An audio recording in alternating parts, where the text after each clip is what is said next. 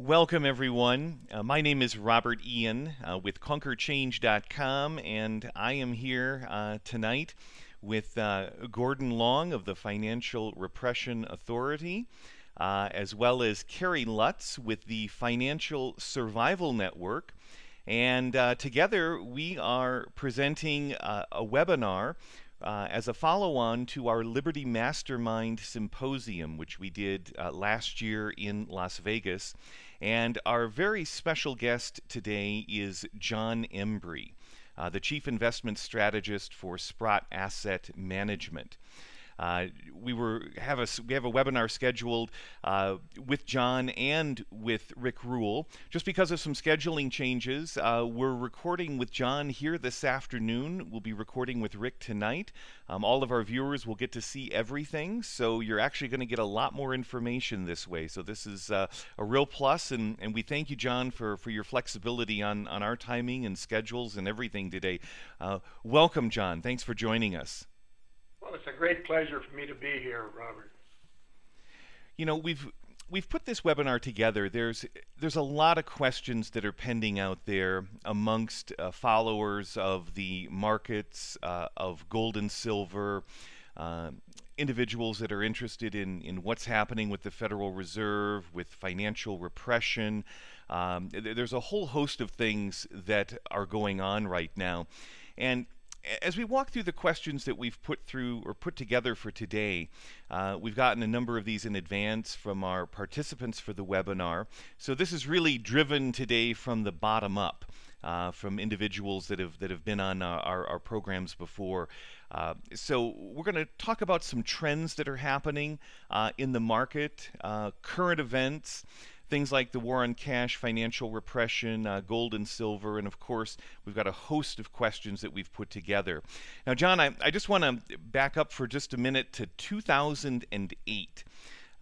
This would be about 5 months before the 2008 economic collapse. You were one of the featured keynote speakers in Washington, D.C.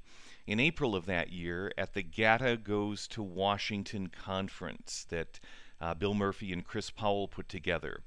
And I was there. That was the first time I had an opportunity to meet you in person. And your keynote still resonates with me. You did, well, you covered a lot of subjects, but a primary subject of that was Alan Greenspan and what he had done to the economy. Now, I want everyone to understand this was before the '08 collapse occurred, about 5 months, and you were very pointed, very colorful, very precise in some of the things that you talked about. Could you kind of reflect on that and just share some of your thoughts on Mr. Greenspan as we lead into these questions, because I think they have kind of an overriding theme here? Well, as you know, Robert, from my speech that night, I was never a fan of Alan Greenspan. And I think basically his entire approach to things was that if there were any difficulties, throw cash at it. And I mean, I am a great believer in Austrian economics. And basically, you have to sort of weed out bad debt and malinvestment. You just cannot go without having recessions.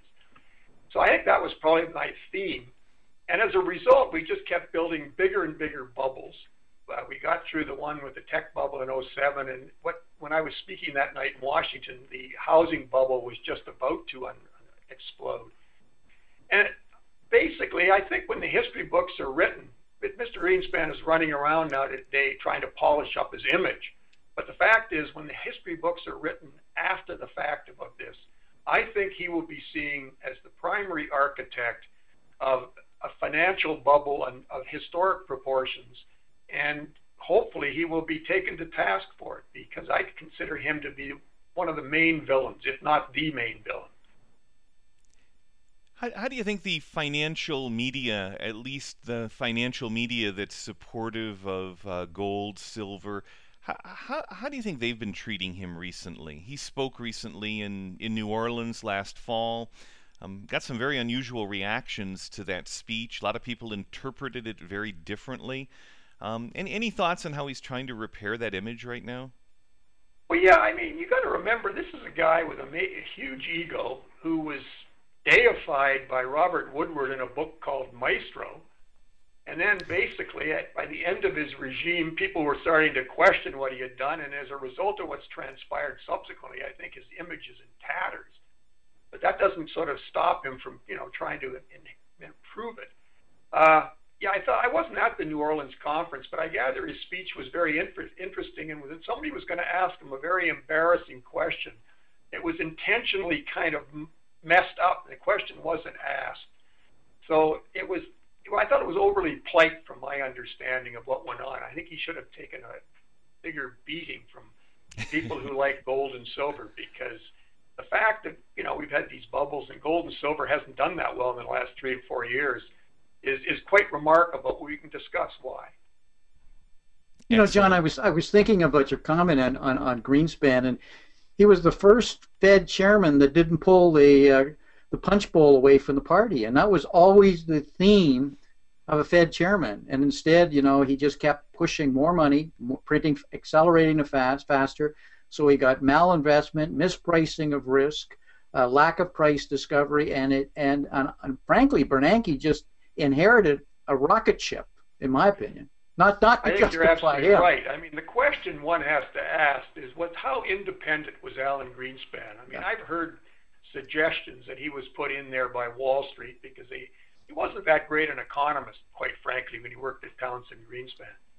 And they put him in there because he was malleable, and basically he did what they wanted him to, and whenever a problem arose, he just tossed more money at it.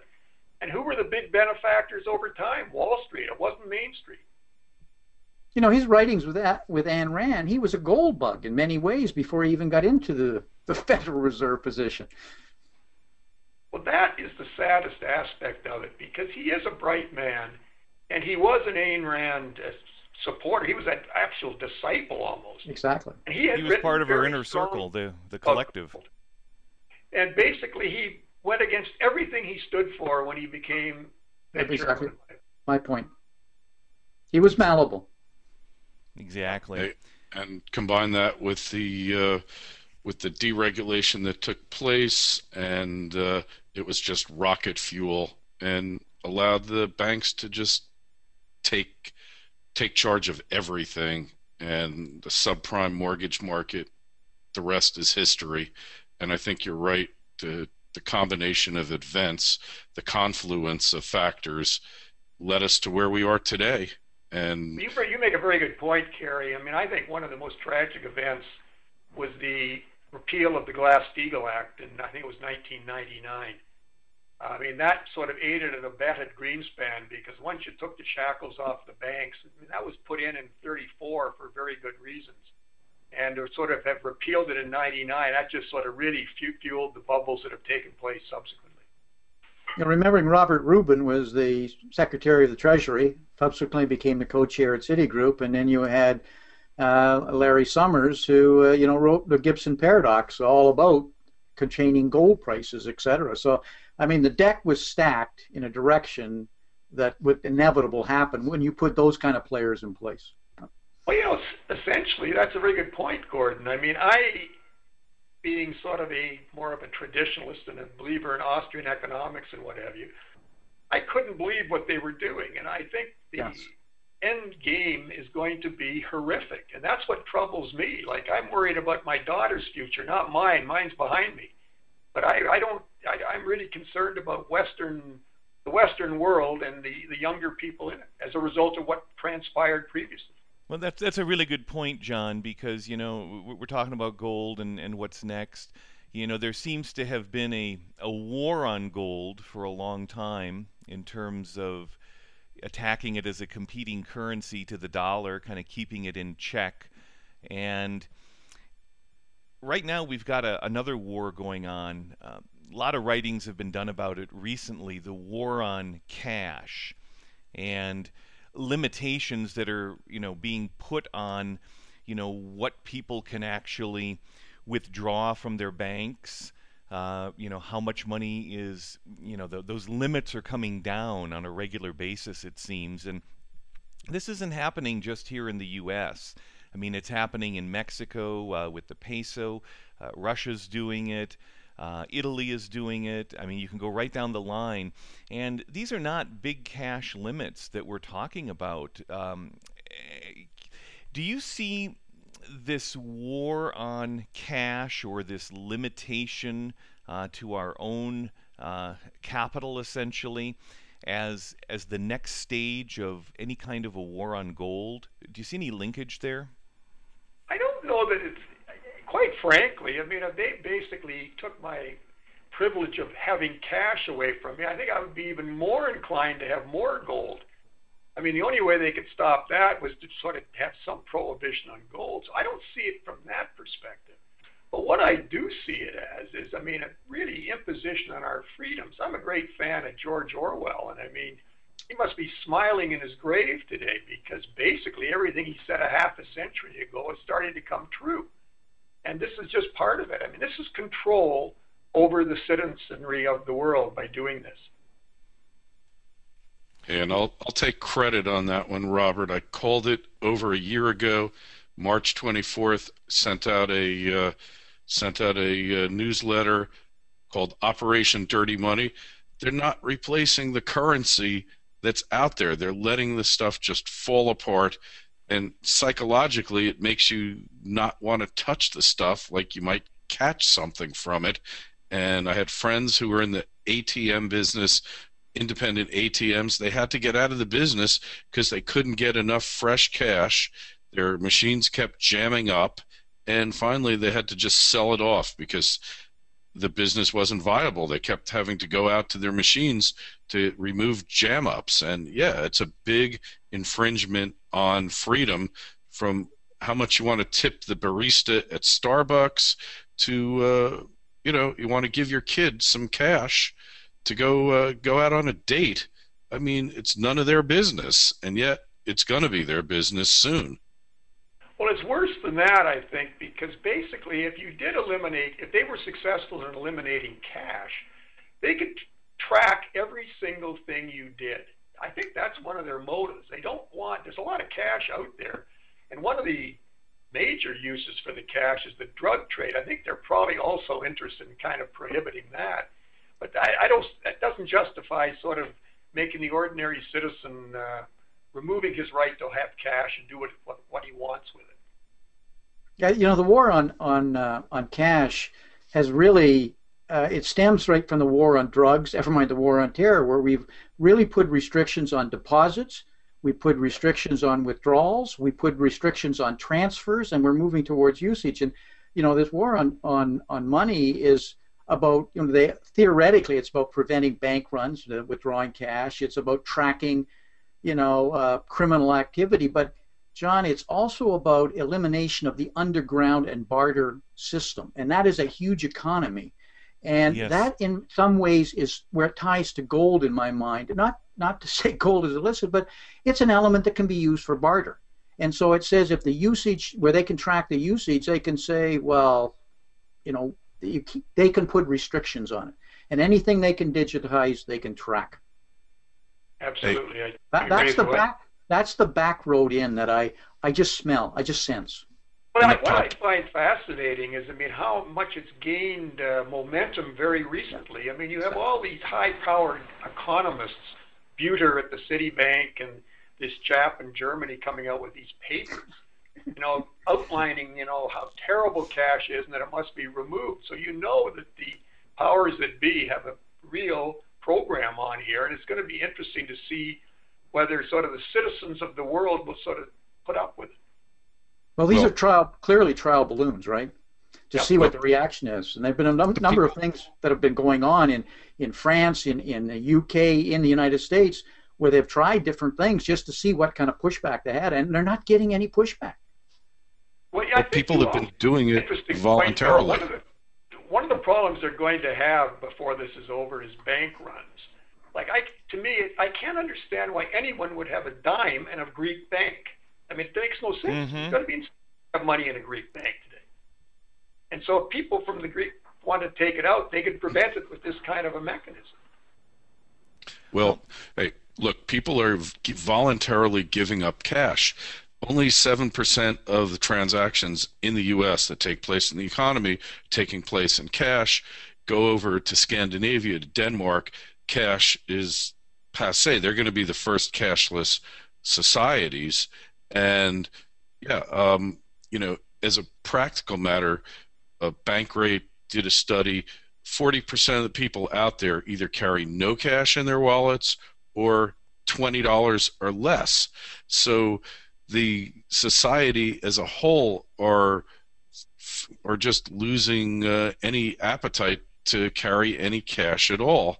Not me personally, but when you've got a dumbed down society, not just in the U.S. but around the globe, who can't see any value in the cash that they're holding because a credit card is so much more convenient, or a debit card, and then combine that with you can go have a bank run, and the bank will gladly write you a certified check for all of your cash. Then you can take it to another bank and deposit it. Then what's the point of a bank run? You're not going to have a bank run. Bank runs are obsolete. They're just not going to occur. Go to the ATM and take out a few $100s when it occurs. That's going to be your option. Bank runs are obsolete. Terry, I just interrupted. What I object to, you can spend your money or you can spend it with credit cards or debit cards, whatever you want. I just don't I like freedom of choice. If I want to have cash, I think that's my right in society. The government doesn't have the right to remove that privilege from me, in my opinion. Well, a lot's going to happen. They may not abolish cash, but may denigrate it to the point where it does become sort of obsolete. Just going back to gold for a minute, how does an investment in precious metals, John, that would be stored outside of the banking system, how does that help protect a person's wealth? Just take the extreme case, if cash were abolished or everything went to a debit card type system. Well, I think the real attraction of gold has less relation to that than it does to the fact that because of where we are in the cycle at this point, there is no question in my mind that they will create as much liquidity as is required to keep everything afloat. The biggest problem today is quality collateral in the banking system. Exactly. Because the minute the collateral starts to collapse and these banks have to start selling it and what have you, the whole thing's coming in our head. So to me, QE of some form globally is basically going to happen. And if that is the fact, the value of that money that is going to be literally debased constantly. And gold is the long-time safe haven. People haven't figured that out yet, but they're going to before this is over. So I think that everybody that has any reasonable amount of wealth to protect should have some percentage of it in precious metals. You'd mentioned, internationally, a webinar participant had written to me in advance of our program, and he'd commented on a recent comment by David Stockman suggesting that hyperinflation may not be seen as it was back in Weimar Germany, due to the fact that just about every major currency worldwide right now is being printed at almost at an astronomical level, and really has been for quite a number of years. As a result, the thought is that there's no real relative value to base any of the currencies by right now. With that happening in so many currencies, I mean, what are your thoughts on how hyperinflation might translate, or how it might actually look, given so much printing in so many different currencies? Well, that's an excellent question, because I'm a great admirer of David Stockman, and I'm not sure I agree with him on that point. I mean, if each and every nation basically continues to print whatever amount of currency or money or credit is required, I mean, basically, I think you're going to underwrite ultimately a global hyperinflation. I mean, before, all hyperinflations have generally been located in a specific country or a region. And I don't think it obviates the reality you could have a global inflation. And what will drive it would be people right now, the velocity of money, as you've known, has collapsed. And so consequently, all this money they've been printing, it isn't circulating as rapidly. So consequently, we're not having any large inflation problem yet. But if they continue to do this, I think there'll be a collective realization, hey, wait a minute, this stuff isn't any good. And it's losing value overnight. Well, I think I better get out of it and get into something real or spend it on food, do anything. Just get me out of this money. And if that happens, that's how hyperinflation sort of take off overnight. Basically, it is a sort of a revival of the velocity of the high-powered money that's been piled into the system. Now, I said I got a lot of respect for Stockman, and I mean, basically, he thinks there's a better chance of a deflationary collapse, that there will be a sort of a lapse in this somewhere. I'm not going to argue with him. I mean, it could go either way. But it doesn't make any difference. In that instance, I think currency, because all currency is now underwritten by credit, it will collapse. There's no value in currency like the last time back in the 30s. There was gold behind a lot of this stuff. That doesn't exist today. Right. So I would be inclined to be in hard assets in general, and the monetary hard assets are gold and silver, and I see no reason, particularly since they're so cheap today, that I wouldn't own them here in large size. John, I'm with you on that. You know, and what people forget is hyperinflation is a currency event. It's not about pricing. It's and you lose confidence in the currency. And right now, my opinion, we have, and I'll use the term, a currency cartel. 95% of the world's currencies are traded in four currencies: the Japanese yen, the euro, the dollar, and the pound, and all have serious issues and are debasing the currency. So as our listener wrote in, it says they can play a bit of a ring around the rosy as long as you have no other alternative for currencies. But we have other countries out of that cartel. And let me say China, the BRIC countries who are buying gold, and not because they're buying gold, but as the moment that they are a legitimate alternative in any way, through a crisis or whatever, that velocity of money will change on a dime, and you will see the currencies start to begin to swing. And you with and the I would swaps, totally agree on that, Gordon. but who knows when that's going to be? The wild card in this picture, I think, right now is China. Yes, I mean, there's absolutely. been so much speculation as to the amount of gold China has accumulated over the last decade and a half. I know they're not telling the full story when they've admitted what they have to date. Intentionally. I've seen some suggestions they might have as many as 30,000 tons. I would doubt that. But I think that the number is somewhere probably in the 10,000 ton range, to pick a number, which would make them the largest holders of gold amongst countries in the world, but by, I think, a considerable margin. And in that event, they could change the whole currency picture if they made that known. But at this point, we sort of, there's speculation that they're going to announce this great pile of gold. I'll believe it when I see it. I think they're pretty shrewd, and they'll do whatever's in their best interest. It's not currently in their best interest to do it.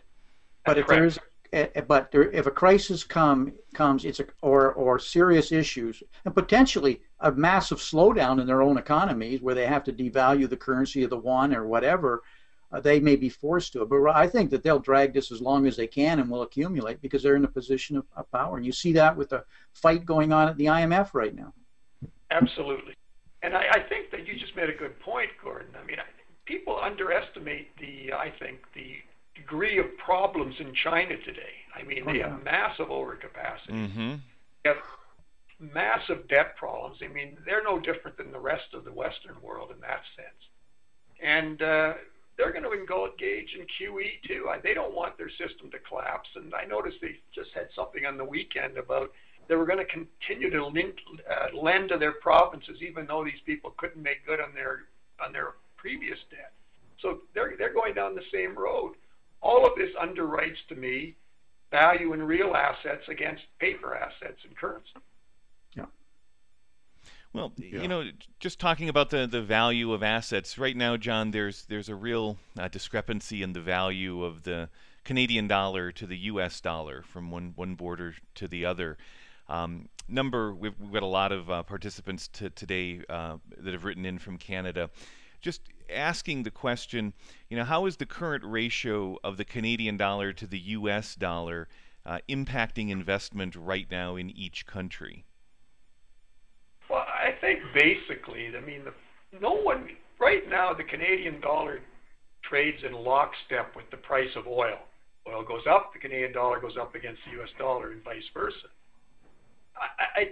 In the sense that I see money coming into Canada at this point, into real estate and what have you, because I think some people perceive, probably correctly, that in the fullness of time, the Canadian dollar will be seen as better value than some of the others, particularly the U.S. dollar. And I say that because we are a resource-rich nation, and we only have 34 million people. Now, we have a lot of problems like everybody else does, but the U.S. basically has 330 million people, 93 million of working age, I'm told, who are not working. And on top of that, they have 18 trillion of funded debt. You pick the number of unfunded liabilities. I've seen as high as 100 or more trillion. Mm-hmm. And that basis, Canada is in better shape. But right now, everybody is focused on the U.S. is because the economy is allegedly stronger, which I don't incidentally, I don't believe. And money has been flowing there. But one of my partners once said, Eric Sprott, he said, you know, trying to pick the best currency in the world is like picking the best horse in a glue factory. They're all awful. They're all going to end up in the same place, exactly. Just backing up here for a second, you know, back in the 1970s, and you remember that period well. You went through it. I'm one of the few. I mean, that's the other thing. So many of the people in the business weren't. Yeah, thank you, Gordon. You too. But most people weren't around in the 70s, and it was a different era. It was a different era, and well, but actually, before I dive into this, I'm going to just ask you this question, John. Talk to me about the gold conferences and the demographics of the attendees and of gold in general.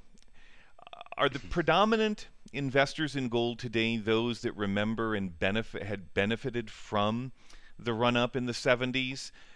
When do you start to see the 20, 30, 40 somethings start to actually embrace hard assets, because they clearly don't at this point? That is a very germane question, because I remember the 70s well, and I happened to be lucky enough to be an early adapter as a young guy, because it made sense to me, and I'd go to some of these conferences. But you realize that in the 70s, everybody talks about gold going from 35 to 850, but the vast proportion of the move occurred in the last year and a half, and I think that is when everybody sort of figured out that this seemed to be a good idea. We're not even close to that yet. And so I think what you'd need is sort of a breakdown in bond and stock markets, like a notable break. And then gold and silver, suddenly with the other people that figured out this is a good idea, is sort of pushing them to materially higher. And I think they could go higher rapidly because of these huge paper shorts and the fact that there's so many claims in each existing ounce of gold and silver in the world today. So I think the gold and silver prices could explode at some point because of that. And in that event, that attracts sort of interest, and then people will start looking to the reasons. But I don't think it'll happen until you see some significant price movement to the upside. Okay. Talking about events, what kind of events do you think might need to happen or would be likely to happen that would really cause people to run to gold or to silver? Because clearly all the geopolitical threats happening in the world now, we've got terrorism, we've got ISIS, we've got all these things that we hear about on the news. All these types of things are not scaring people into protecting themselves with this kind of insurance. What actually, I mean, you mentioned bonds and things, but is there anything else outside of finance that could impact this? I think my prediction will be it will be something that we didn't think of. And it's like the dreaded black swan that arrives that we never imagined where it was coming from. But having said that, I still think that the greatest propellant of gold and silver higher will be a rupturing in the financial markets somehow. I'm actually more pessimistic about the bond markets. We had a couple of real shakes there in the last 10 days. And yet the central banks came to the rescue and they sort of got things back in an even keel. I think one day, as this thing gets bigger and bigger and the derivative piles in the banking system get bigger and bigger, there's going to be something happen that they can't control. And that will change the entire outlook that people have on the whole system. John, I'm But with you on the bond market. It's the bigger of the bubble, and then you oh, look by behind, far. and then you look Hmm. behind it, and you see insurance companies, pension plans, endowments where they can't make an investment today. They have serious underfunding and earnings problems. But you've got $5 trillion in the world now that is investing in negative nominal values in their investment vehicles, negative bonds. So there's a fear there. You see that, and when I link it back to gold, the reason they're buying those bonds is protection. They're willing to take a loss on the interest so that they feel secure that they'll get it back. They're restricted in their portfolio. But the moment you see institutions, especially in a cashless society, start to say, I need to keep some element in precious metals, it's the adoption of the institutions that would explode gold. It won't be the individuals. The individuals will come in later. And I agree with your scenario. We're very early in that process. Well, It's something funny. will trigger it. I was working for an insurance company back in the 70s, and I had to be so careful when I approached the board about my idea about buying gold and silver. I had to use sort of, Be fired. I didn't lie, but I sort of really worked around it. I couldn't tell them the real reasons, and because they weren't ready for it. Exactly. They're not yet, but something's going to drive them. And look at Chicago breaking right now, where they've been using muni bonds to finance unfundable pension plans, and which is an operating. I mean, what? All of a sudden, you could have downgrades in muni bonds, et cetera, that these guys find themselves running in fear of. And remember, in 2008, it was everybody getting into T-bills in a panic at negative to protect yourself. So it's that kind of wash that can happen, and it's always different, right? Well, I think it's interesting that smart people like Bill Gates and Jeff Gundlach have come out and said the best short in the world is German bonds at a negative interest rate. They're paying you to be short. Think about that. I mean, it really is preposterous what's going on now. And I think there's a lot of smart people in the world that'll sort of come to that conclusion. Hey, wait a minute, this is unsustainable. And as much as the central planners would like to have us believe this will work, it isn't going to work. And it's just a matter of how long it takes to unravel. And that's the difficulty in all this. The timing is imprecise. Well, you talk about the central planners, and there appears to be a lot of confidence placed in our world financial leaders, who would have us believe that they seem to have the solution to financial crises that they never anticipated in the first place. They told us that they denied vehemently that there was any kind of a housing issue or any kind of a pre-2008 event going to occur. And then when it did occur, of course, not too long after, of course, they had put on their thinking caps and had the solution for that for everyone.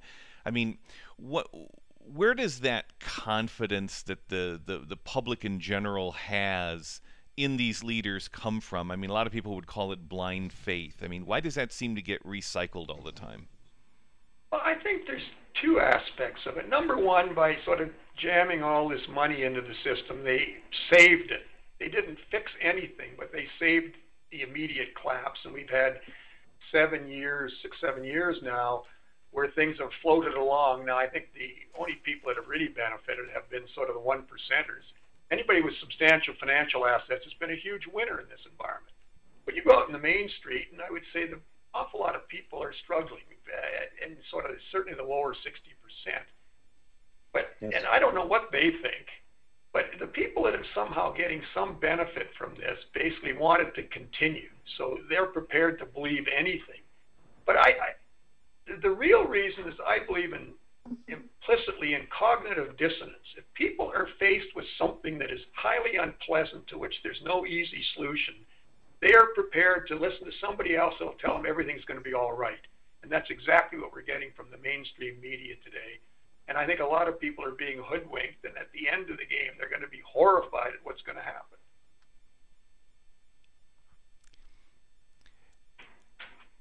Another one of our participants asked, will hyperinflation eventually be realized through commodities like gold, silver, real estate, possibly even oil? Because, we've had hyperinflation, it would appear, in some real high-end things of recent, like expensive apartment buildings, real high-end real estate in major cities. For the people at the very, very top echelons of the financial sector, there are certain things that tend to appreciate or almost have their own little mini form of hyperinflation, but the areas where you'd expect it to materialize, it just hasn't seemed to have happened. Any thoughts on that or timings as to when that might I don't occur? think there's any question that if some form of hyperinflation materializes, and I think odds favor that. No one can say for sure what's going to happen, but I think odds favor that. At this point, very few people believe that. And if that, in fact, does come to pass, yeah, I think anything that's of tangible value and is in somewhat short supply will go through the roof. I mean, they're not changing in value. It's the value of the money in which they're being denominated which is changing. And I think we all agree that in this event, with QE probably to infinity coming, that the value of money will fall, and therefore real assets of all types. We've seen it already in art. A Picasso for 179 million bucks the other day. That's a lot of bread for one picture. Exactly. Well, and prices in the markets in the metals area have just fallen. Copper's still below $3. A couple of our viewers had asked, any ideas when commodities like copper, for example, will get back to, say, the $3.50 range? That'll have to take currency debasement, because I think in the case of industrial metals like zinc and nickel and copper, what have you, they reflect the fact that the world economy is really not in very good shape, and particularly we've overbuilt a lot of things, particularly in China, and they were huge consumers of these commodities. And so consequently, they don't have positive supply-demand curves at this point. But that won't obviate the fact that the price will go up sharply if the value of money drops, because they are real things. And I know the Chinese are stockpiling, so they see them as real things. But the ones that are particularly attractive are because they've been so suppressed in the paper markets. And the supply-demand equations are extremely good, are gold and silver. And I think both of them are explosive, but I can't tell you whether it's going to be next month or 6 months from now. But I suspect it'll be in that time frame. Okay. Another one of our viewers had written in and asked, how can you hedge mining shares in a market correction? Well, I think they've already been hedged for you because they've been pounded to a fairly well. I, as you know, managed gold funds for years, and I had a decent record. And basically, I can honestly say that at this point, even with the gold and silver prices very depressed, I don't think I've ever seen the stocks any cheaper in relation to the prices. Now, if we get even remotely close to what I think could happen to gold and silver, you're going to make so much money in these stocks that you will be shocked. And the fact that very few people own them or have any interest in owning them only strengthens my conviction that this is the best opportunity I may have ever seen in mining stocks, precious metal mining stocks. Yeah, because gold was at $1,900 an ounce back in August of 2011, roughly, and it's dropped considerably, as has silver. It's been a long drought. It's been three and a half, over that, going on 4 years now of this drought in the hard assets, precious metals, prices being down, a lot of interest going away. Talk to us about patience in the market versus procrastination. And how some people might use one in lieu of the other, or the other in lieu of the other one. Where does one end and one begin? Where does patience end? Where does procrastination begin? Are people just procrastinating now that want to be in the market? Because you can't seem to give silver away when it was at 15, 16. It's up to 17 now, and people probably won't start buying it till it's $20 or plus an ounce. Yeah, I don't think the average investor will buy it until it has significant momentum. And the problem, like, they've been brilliant in the way they've conducted this. They put so much pressure on gold and silver and even greater pressure on the shares that people, basically, the counterintuitive price action has literally driven people away. Even people that were firm believers in the gold and silver as a protection against currency debasement are being beaten down by just the pathetic price action in both the metals and more so in the shares. I mean, the shares have just been tragic. I honestly think the peak of the shares enthusiasm was back in 2003 at the New Orleans investment seminar. There was wild enthusiasm then. I've never seen it to that, even remotely to that degree. Now there is abject pessimism. And I believe if you put together excellent fundamentals and abject pessimism and undervalued securities, I think this is the equation for spectacular results. And only time will tell if I'm right. Yep. Any thoughts on either of those subjects, Kerry or Gordon? Well, I was going to make a point that John had mentioned the other day, John. It was absolutely true. Excuse me, in this situation, you're better to be months early than 2 minutes late, because when when it happens. That's a theme of mine, Gordon. Like, I mean, a lot of people have been years early, and they're getting so frustrated they're on the verge of making a horrible mistake and giving up. It's always this way. It always wears the last guy down, and when the strongest throw in the towel, because everybody's on the same side of the boat starts to tip, and then there's a scramble to the other side. And I think that's sentiment. Darkest before dawn, and people are sort of, they're the most pessimistic, and they feel the worst just as it's ready to launch. I think we're close, but to be frank, I've thought that for a while. It's taken a lot longer than I would have guessed. Because we're at war. There's a war going on. We have governments fighting. I think we may have misunderstood this is I think, and I will say certainly I did not fully grasp the extent of financial innovation and what they've been able to do with algorithm programs, high frequency trading, massive application of derivatives, et cetera, et cetera. And this didn't exist back in the 70s. I mean, we had a little, things were a little messy in the 70s, but nothing like this. This is astounding repression of the precious metals, and I attribute it to financial innovation.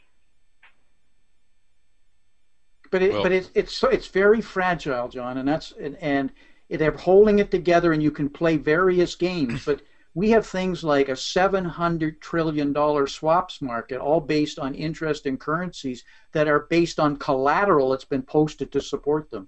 Any kind of shifts in falling collateral because of non-performing loans, et cetera, from a slowing economy. And for those that are familiar, you have a margin call that begins. And when you're at this magnitude of numbers and you have people leveraged at 50 and 70 times, a small move can cause problems. So the fragility here is something we've never seen. So you can't say when it's going to fracture. As an old engineer, you just see it oscillating, but at some point it does. So you shouldn't speculate on that. You should just say, this is untenable. That's all you really need to know. Excellent point. I think that because you don't know, but you do know one thing, and that is that ultimately this is unsustainable. And because it is so levered, I mean, let's face it, after the 29 blowout, it took a 10-year depression and a world war to sort things out and clean the decks. This is 10 times worse. It could be 20 times worse. I mean, who knows because of the leverage in this system, but when it unravels, and it could unravel at any time, it is going to be something to behold, and we've never seen anything like it. And what troubles me the most is an awful lot of people that still think this is just another normal cycle. It isn't. This is the most abnormal thing that's ever happened. Yeah, that's really important to understand that, because if you think it's just the normal economic business cycle unfolding, think again. Well, nothing is normal. I mean, the Keynesians are out there with their same, rubbish, peddling that you can solve a debt problem by creating more debt. I mean, Paul Krugman, who has a Nobel Prize, and I certainly don't, I think he's nuts. It's a solution to cyclical problems, and it does work, but it fails secular longer term, and especially when you've got 200 trillion in debt structures. The whole capitalist system is about savings being reinvested, and when it's being consumed by debt payments, which it is, that's a fact. There's no ability to invest. Top line sales are plummeting in all the S&P 500. They are not earnings per share, and I really say per share. Yeah, well, it's financial engineering, and they're doing brilliant jobs. And employment's going down. I mean, we see that in labor force participation rate. So the people who are going to have to pay the taxes, maybe if we had 10% more people working, kicking in more taxes, maybe, you'd start to see some improvement, but that just isn't going to happen in the near future. We're not seeing it, and we just get a spoon-fed propaganda that happy days are here again, and they're not. And anybody with any intelligence can see it. But if you're in New York, you're in Boston, you're in LA, even down here in South Florida, everything looks great, but it's not. And that's what you have to understand. That's a wonderful comment, Kerry. I was just talking to a good friend of mine who shares my views, and he sort of plays tennis, and he said, I go to the tennis club, and there's a lot of wealthy guys at the tennis club. He said, they don't want to hear my views. I mean, that's just taboo. We play tennis, we talk about other things. They do not want to hear my views that things aren't as they appear. True. And I think that's a form of cognitive dissonance. I think smart people realize there's something wrong, but because the implications of something going wrong in a big way are so horrific, it's easier to just say, let's enjoy the good times and see what happens. And see what happens. There's so many people that are on the edge right now that don't appear to be on the edge. I mean, all the people that are unemployed. I mean, you go to the grocery store, and the debit cards that people are using, provided by the various states for food and things, they're almost invisible to the user. But if you keep an eye out, you can see it. There's a lot of people that are that way. I think I saw a statistic. There's more people receiving more benefits from the government in the United States than are paying into the government. So consequently, this idea that you could ever address the deficit is ridiculous. Exactly. If you base cut back on the spending for these people, I think you'd have some form of a revolution. And they're so used to it, they need it. Well, yes, because so many things have happened. I mean, we go back to where we started this broadcast with the question on Greenspan, and you remember how he started to tinker with the COLAs, the cost of living adjustments. So because he knew back then that if they actually paid retired people Social Security based on what real inflation was, that the system would have been bankrupt early into Greenspan's term, or well before he decided to retire. Well, everything's been done in that vein. I enjoy John Williams of Shadow Stats' work on the economy, going back and using this sort of the modus operandi they did 25 years ago. And I mean, I think that's probably gives you a more correct picture, but that's not the picture they want depicted. So consequently, you have this adulteration of economic statistics. They don't mean a damn thing today. That's right. When you're in a 70% consumption economy, which the United States is, you cannot have any worry, and you cannot have any savings. The money has got to go into consumption. Therefore, it's not going into investment. And when you've gutted the middle class to the degree that we have, it just slowly grinds down and starts to fail. I believe that's where we're at right now, John, because quantitative easing brought a lot of demand forward. And with demand, a lot of supply was overbuilt around the world, and they're now seeing that it's not there. I'm talking about emerging markets, and it's falling. And you're seeing that in commodities, you're seeing it in Baltic rate. It's a supply and demand. So the issue is, how do you bring more demand forward? Well, quantitative easing can't. And now you're at zero rates. We've been there, and now you're at zero rates. And I don't know if we've outlawed recessions, but if you do have any further slowing, what do they do? What is the next trick in here? And people will start to run for cover.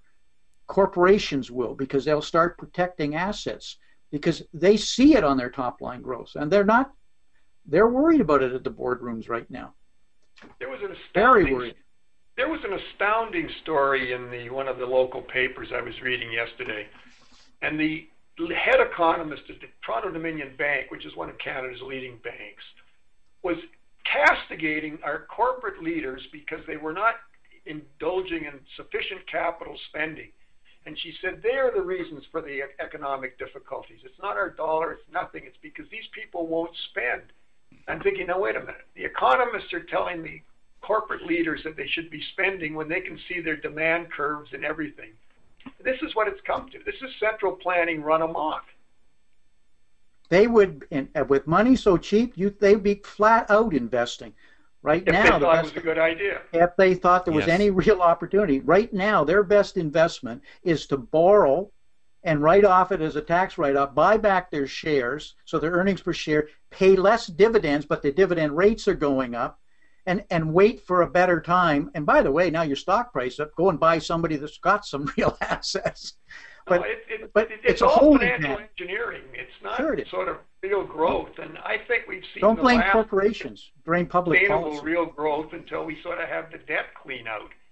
And that's going to be painful. Well, you said something really powerful at the beginning, and a recession is good. You need to clean out the malinvestment, and when you've had a protracted period like this without any basic cleansing, that's the problem, because the money's not going to come in at these prices. It needs lower prices where you get true investment, and that's what we've stopped doing, and that's the problem when we want to live in a happy society. Sometimes you got to take the medicine. This gets me to I think the financial asset inflation, what I term the era of financial asset inflation, started in 81, 82. First the bond market bottomed, then after Volcker sort of squashed all the inflation psychology. And then in 82, and Volcker started printing money. People don't talk about that because it never manifested itself in CPI or anything. It started to basically filter in to financial assets. And there's an awful lot of guys in my business that think they're really clever, because what happened was it was this massive expansion of assets, and we were just chipping a piece off them. We're like parasites, you blow the bubble big enough, and we're getting paid as a little percent off the assets. The financial business got extraordinarily wealthy. It wasn't that way back in the 60s and 70s, my first couple of decades in the business. And now most of the players in the financial industry have only been in it for this period of financial asset expansion, and they think it's normal. This is an extraordinarily abnormal period that's going to end in a bust of epic proportions. Correct. And then what happens, guys? What happens when it ends in the bust? What happens on that next day?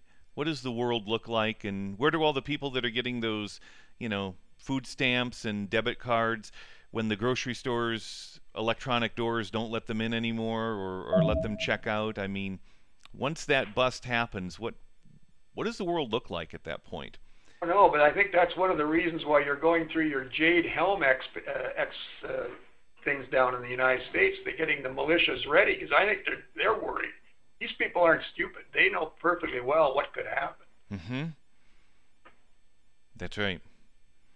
Yeah, it's very... But no, the world, to answer your question, Kerry, the world does not look good under that scenario. And quite frankly, that's my greatest fear. I'm not particularly worried about financial implications. I'm more worried about social coherence. Like, we can hold this together under circumstances where the financial thing really gets in difficulty. We've never seen anything of this magnitude, and it's global. And who knows what will happen? Anybody that's making a hard and fast prediction is just blowing smoke, because nobody knows. But I know one thing, Robert, is when you see these kinds of crises, it's an indication that change trying to happen. Oh yes. That's something that says we're organized globally incorrectly. The old Bretton Woods, IMF, World Bank structure is no longer operating correctly, and we're trying to hold on to the status quo.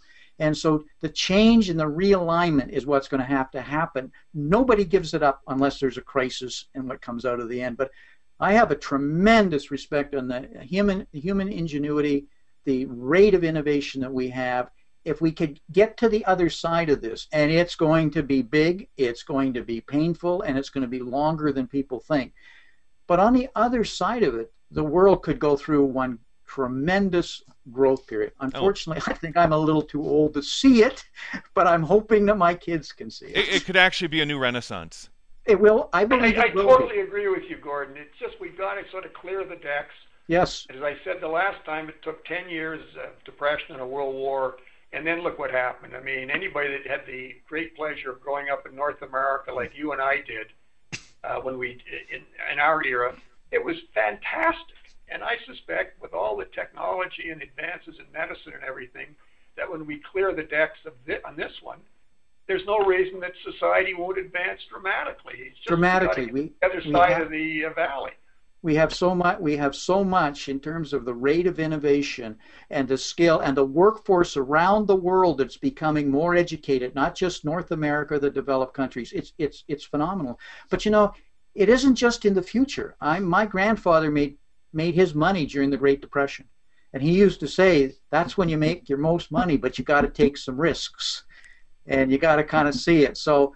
You know, crises are opportunities also. So really what I'm hearing both of you say is that on the other side of this, once the dust settles, regardless of how long that takes, what people should be preparing for now are innovation skills, are leadership skills for moving forward in some kind of a new renaissance after the decks are cleared, after the debt is cleared out, after these cobwebs have been disengaged from the process, hopefully at minimal disruption level to most, but I think it will be a significant disruption level to most, unfortunately. But is that what I'm hearing you say, that we need, the younger generation needs to be prepared to innovate and to lead going forward on the other side?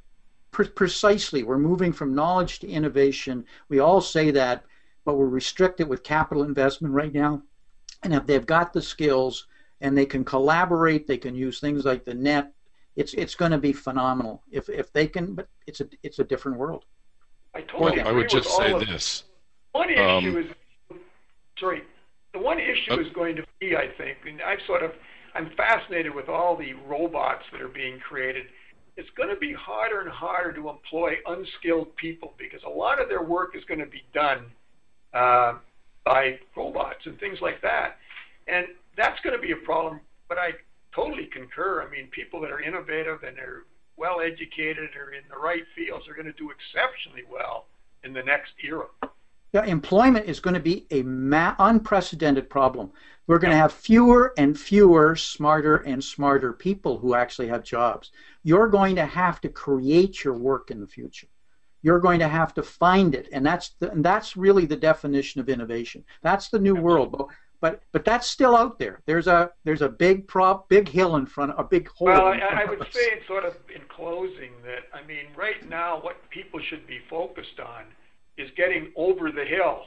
Yes. And that means that you better be real careful of the way you're invested. If you're sort of invested conventionally in stocks and bonds and commercial real estate and that, you may go through a very difficult period. I think you need hard assets in your portfolio.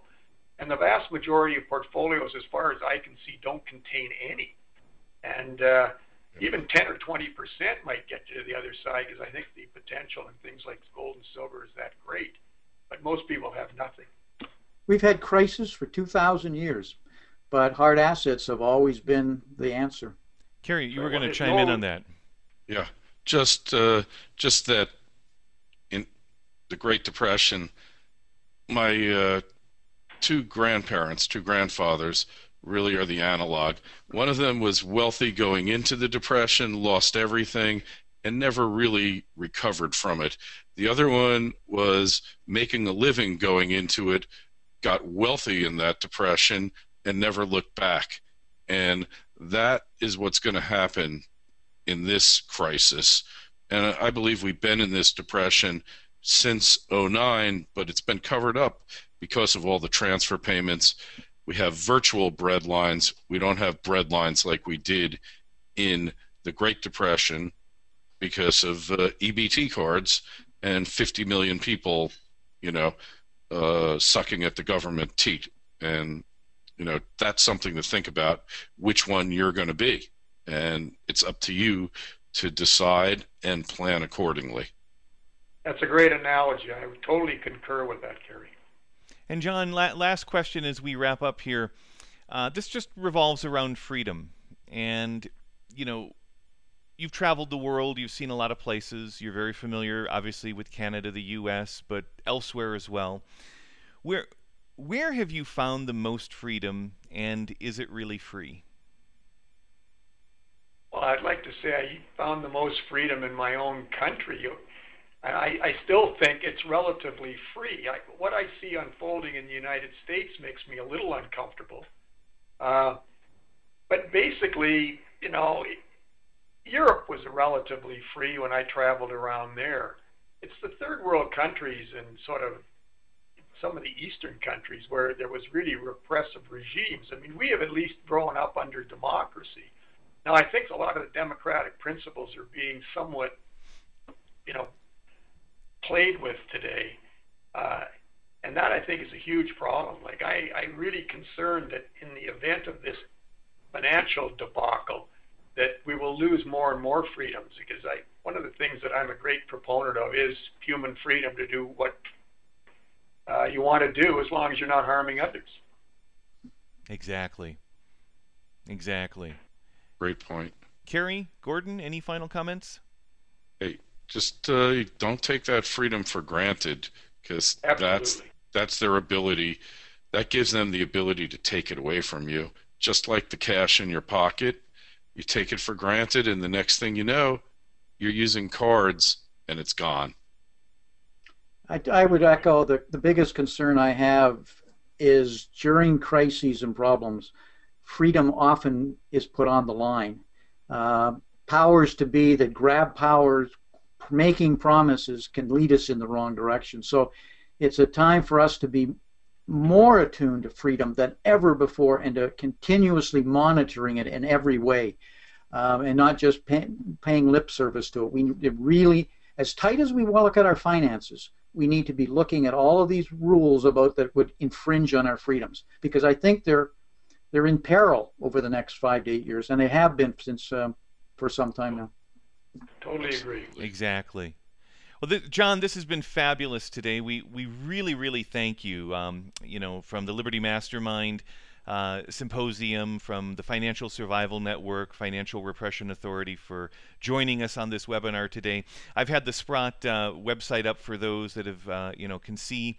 So anyone that wants to get more information on you, Sprott Asset Management, we've got that directed here during and at the end of this broadcast. And we look forward to doing this again with you, John. This has just been a great, it's been like a fireside chat, actually. So very comfortable, just good conversation. And I think we're going to have a lot more to talk about as the year progresses. I can assure you I enjoyed it as much as anybody. Thank you for having me on. Excellent. It's been a pleasure. Thank you. Thanks so much, John. Thank you.